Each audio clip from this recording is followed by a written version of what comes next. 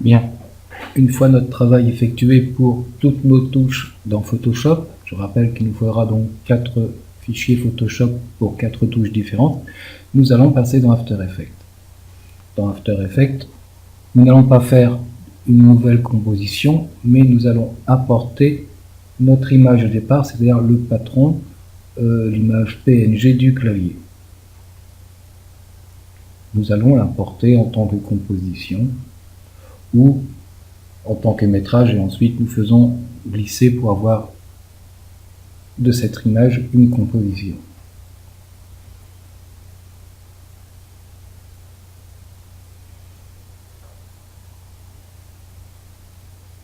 Donc importons donc notre image. Ok. Elle se retrouve dans le fichier projet, je la fais glisser sur l'icône qui en fait une composition.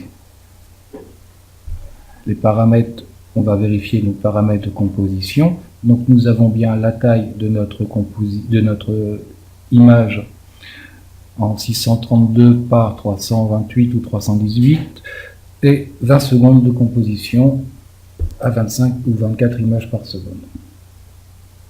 Voilà. J'importe de notre fichier Photoshop celui de la première touche. Je ferai la même chose encore une fois pour toutes. Je l'importe en tant que composition, calque modifiable et conserver la taille des calques.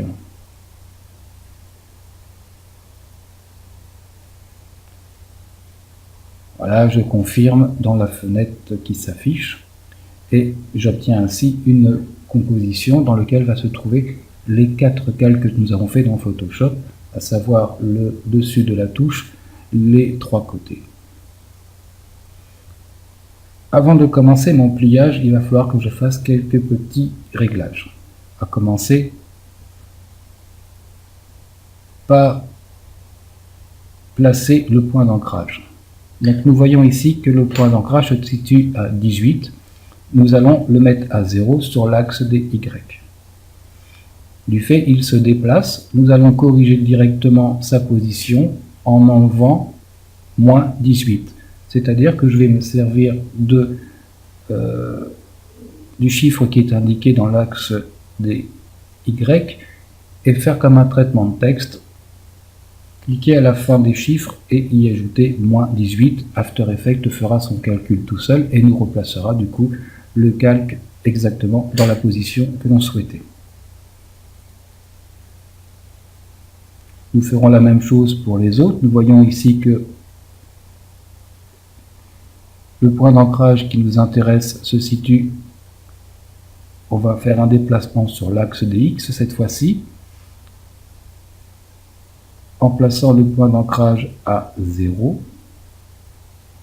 Mon point d'ancrage se situe bien sur la ligne gauche, l'extérieur gauche de notre calque. Comme je suis parti de 18 pour arriver à 0, j'ai enlevé moins 18. Sur l'axe des X, cette fois-ci en position, je fais moins 18 et mon calque se repositionne exactement là où il se trouvait. Donc mon point d'ancrage se situe à 18,5. Je vais multiplier cette donnée par 2 et je vais rajouter à la position sur l'axe des X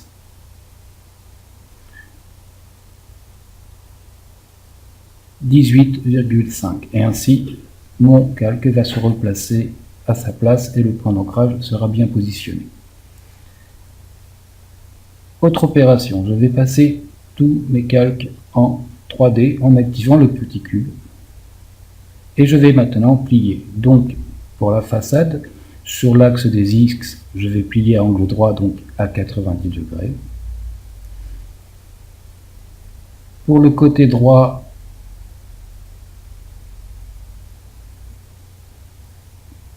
je vais faire une rotation sur l'axe des Y, sur l'orientation cette fois-ci. On ne se sert pas de la rotation, mais de l'orientation.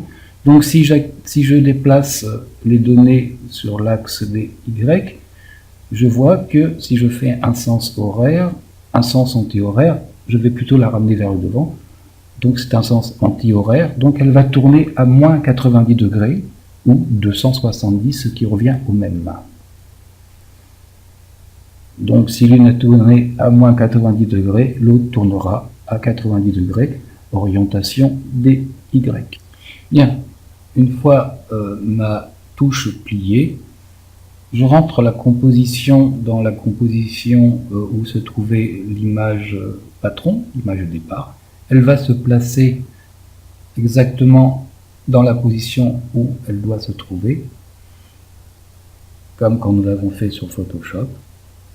Et nous avons placé notre première touche que nous allons mettre en 3D en activant le petit cube à la droite de la composition.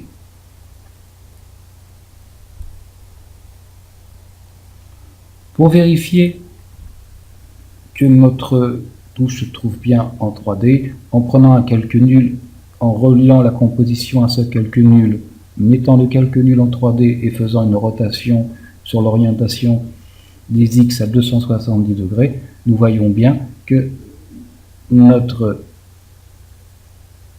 touche est en 3D, et si nous prenons la caméra et que nous faisons une petite rotation avec l'outil orbite de caméra, nous voyons que cette touche est effectivement placée et en 3D. Cette opération, on ne la fera qu'à la fin, sinon ça risque de mettre un petit peu la pagaille. C'était juste pour vous montrer que cette composition, cette touche est bien en 3D et que nous avons donc réalisé avec un simple pliage comme en primaire un effet 3D. Là, si l'on duplique cette touche pour la mettre sur le clavier, et ben nous avons déjà nos deux premières touches. Cette mise en place avec un calque nul et une caméra, on le fera tout à fait à la fin quand toutes nos touches seront placées. Nous allons maintenant travailler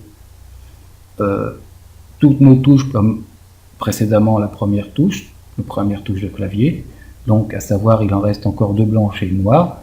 Vous les rentrez comme nous les avons rentrées la première, vous faites les mêmes pliages et vous rentrez ces compositions dans la composition principale, là où se trouve le patron.